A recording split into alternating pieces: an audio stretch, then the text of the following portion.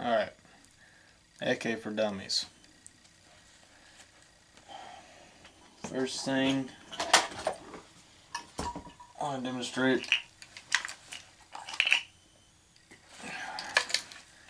it's an AK-47. You can tell it's real.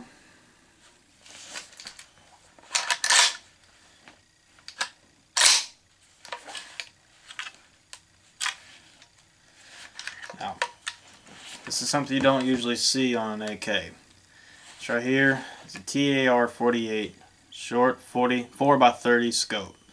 It's non-illuminated as most TARs usually are. This particular scope is not. This rail right here was actually replaced from the original. It looks like this. It usually comes with just nothing on it right across here. The one I replaced here has a tri-mount rail right here. That way you can put accessories on it. Notice on the back here, there's a compartment. Flips up. This right here is part of a cleaning kit, overall maintenance kit. Set it into the stock. That way you can carry it around without any problems.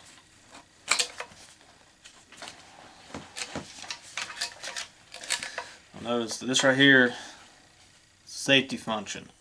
Pull it up, can't draw it back, you can't even pull the trigger or anything. This right here is a standard gun lock. You can get them at Walmart if you really wanted to. It's very easy, very easy to operate. Let's see here. There we go.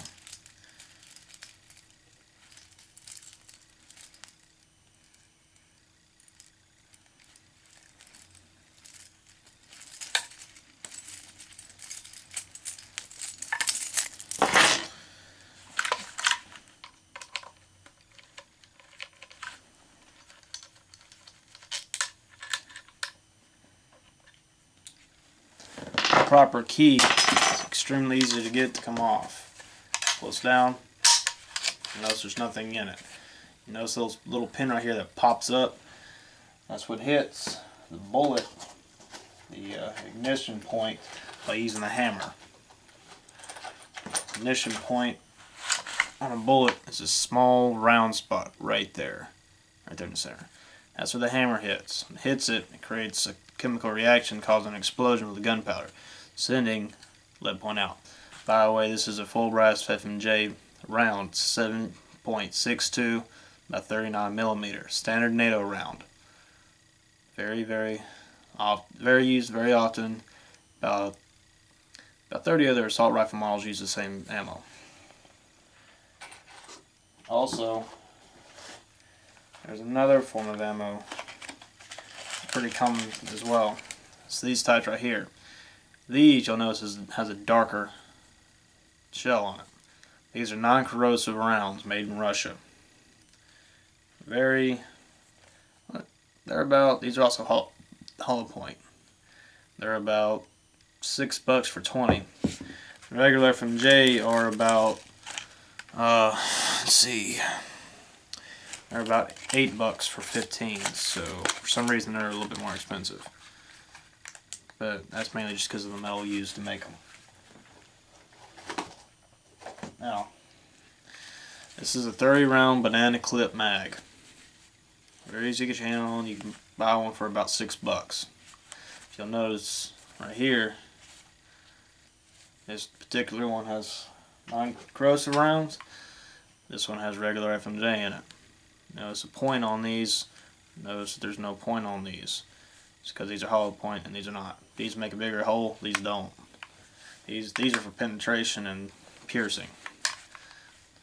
Also holds 30 rounds. It's a banana clip. Take this right here. You notice there's a lever here. This is what holds the mag in. Push it down like that. This is what it looks like. Like that. Altogether, this weighs about 6-7 pounds. It's not very heavy. Now, notice that whenever you go to pull back the lever here, pull it back, the bullet slides in. Now, this is how you release it. You press the lever, pull back. Well, pull to the front really. Comes out. This is what you do afterwards. Then you got a bullet. There you go. This gun's completely unloaded now. Where the bullet went. There you go. This weapon has regular original stock on it. You'll notice that there's a sling on it. That way it'll be a lot easier to hold it taut, hold it still whenever it is that you're handling it. Helps it create steadiness. Aiming and the other such. Also, you'll notice that I'm wearing gloves when handling this weapon. There's a lot of reasons behind that, but the point is I don't want my fingerprints getting out. But anyway, very easy, very light. On semi, it can be used pretty accurately. I mean, it's not the greatest, most accurate gun in the world, but it's pretty accurate. Now, if you use this automatically, well, the accuracy tends to drop significantly. But whatever. Anyway, you notice that here on the scope, you see these black pieces here. These are not the actual knobs that adjust the sight. Really adjust the sight. In fact, this right here. You'll find there's one also right here. Depending on how far you twist it and how many clicks you get, depends on how far your adjustment is. So,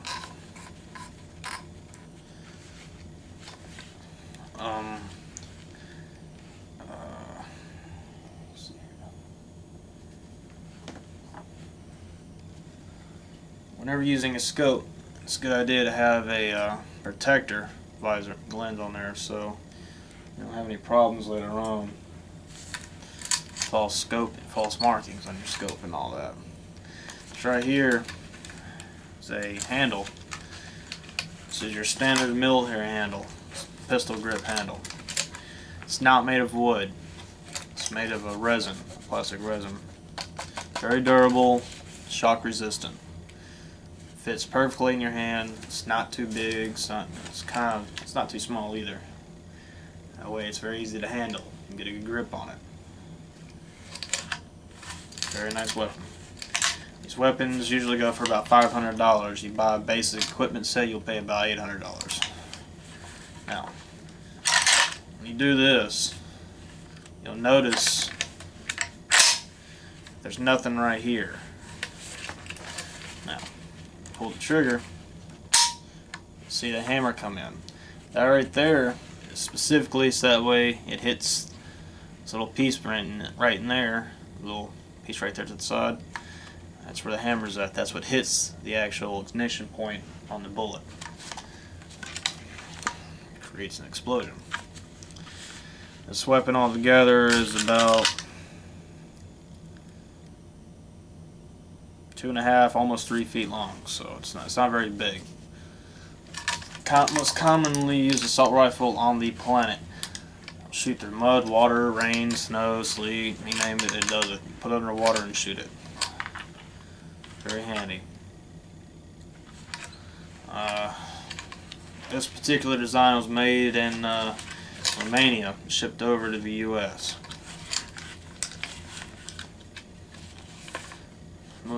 Most weapons like this are usually made in Russia or somewhere else. By the way, this is important. This is the original scope sighting marker on it. Further up you got it, the higher up it went. This little piece right here. It's for aiming at different distances and such. Or however you particularly choose to aim it. Because the bullet tends to do this. That's what happens with the bullet and the gravity. It'll drag it down. So even though you start here, if you go far enough, you'll end up way down here. So you have to adjust for that. That's why you aim up a little bit. instead of shooting right here, right at you, you would shoot up a little bit, just a little bit. Oh yeah. By the way, this right here, this little piece right here, that's for putting on a mount or a blade liner hole. Here, a bitty hole right there. So that's for putting on a blade. Also, but this right here is mainly for putting on a bipod mount.